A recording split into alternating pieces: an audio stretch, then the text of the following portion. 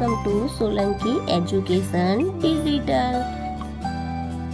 બાળકો, ચાલો આજે આપણે શીખીશું ધોરણ 5 ગણિત ગમ્મત સદેવોથી પાઠ છે ત્રીજો, કેટલા ચોરસ.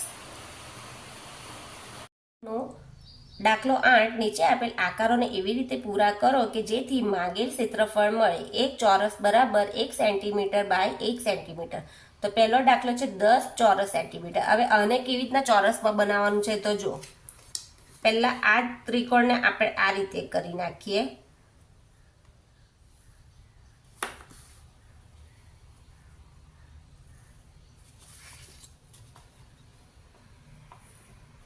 તો હવે ગણીશું 1 2 3 4 5 6 7 7 ને 1 8 8 ને 1 9 9 ને 1 10 એટલે 10 બની ગયા.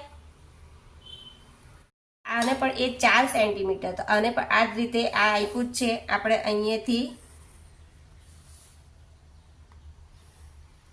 તો જો 1 2 આ 3 ને આ અડધું અડધું એટલે 4, એટલે 4 ચોરસ સેન્ટીમીટર. 2 સેન્ટીમીટર, તો આ આપણને ઉપર તો આપ્યું છે એટલે આપણે આડું કરીશું.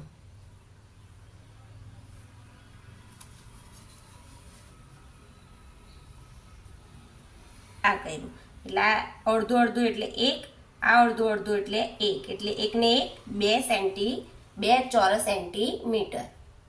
દાખલો 9, 6 ચોરસવાળા 6 આકારને ગ્રીડમાં અલગ રીતે ગોઠવી તેને ક્ષેત્રફળ શોધો અને લખો. તો પહેલું આપણે આ આપ્યું છે એ, તો જો અહીંયા 6 ચોરસવાળા એટલે 1 2 3 4 5 6 એટલે એ આવી ગયો. હવે જો 1 2 3 4 5 ને 6 એટલે આપણે આ ટી જેવો બનશે. પછી સી માં તો આપણે લંબચોરસ બનાવીશું 1 2 3 4 5 ને 6 એટલે આ રીતે બનશે.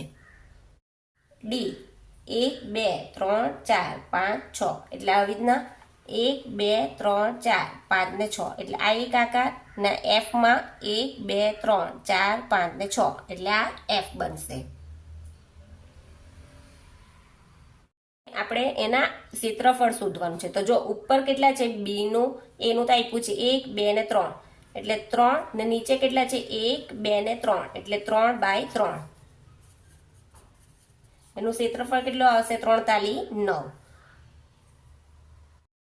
1 2 3 4 5 6 એટલે આ તો 6 જ આવશે. એટલે અહીંયા પણ આપણે જવાબમાં લખીશું 6 ચોરસ સેન્ટીમીટર ને બીજાનું લખીશું 9 ચોરસ સેન્ટીમીટર.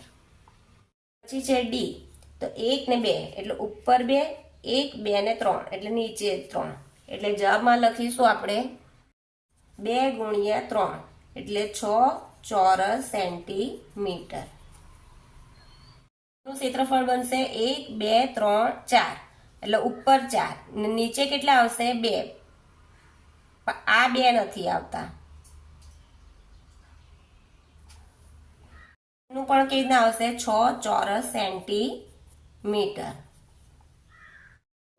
1 2 ને 3 એટલે આ 3, 1 2 3 4 એટલે 4.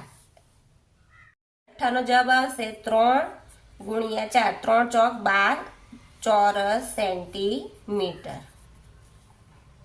દાખલો 10, નીચે 8 ચોરસ સેન્ટીમીટર લંબચોરસ છે. 2 સીધી લીટી દોરી આપેલા લંબચોરસને એક નાના લંબચોરસ અને સરખા ત્રિકોણમાં વિભાજિત કરો. બનતા નવા આકારોના ક્ષેત્રફળ શોધો અને લખો. તો પહેલા આપણે એક લંબચોરસ બનાવીશું. તો અહીંયાથી બનાવીશું એક આ લંબચોરસ. હવે આ જે ભાગ બચ્યો તેને આ રીતે આપણે ત્રિકોણ, તો જો આવી રીતના ત્રિકોણ બનશે. આ એક ત્રિકોણ ને એક આવી રીતના ત્રિકોણ એટલે 2 ત્રિકોણ બની ગયા. તો નવા લંબચોરસનું ક્ષેત્રફળ કેટલું છે 1 ને 2 એટલે 2 ચોરસ સેન્ટીમીટર. હવે નવા ત્રિકોણનું એક ક્ષેત્રફળ એટલે 1 2 ના અડધું અડધું એટલે 3 ચોરસ સેન્ટીમીટર. હવે નવા ત્રિકોણ 2 નું ક્ષેત્રફળ તે એનું પણ એ જ આવશે 1 2 આ અડધું અડધું એટલે 3 ચોરસ સેન્ટીમીટર. 11, નીચેનામાંથી કોની પરિમિતિ વધારે છે તેના નીચેના ચોરસમાં ગોળ ખરું કરો. તો આની અંદર આપણે કયું પરિમિતિ આ મોટું ટેબલ છે એટલે એની પરિમિતિ એટલે કયું આવશે અ.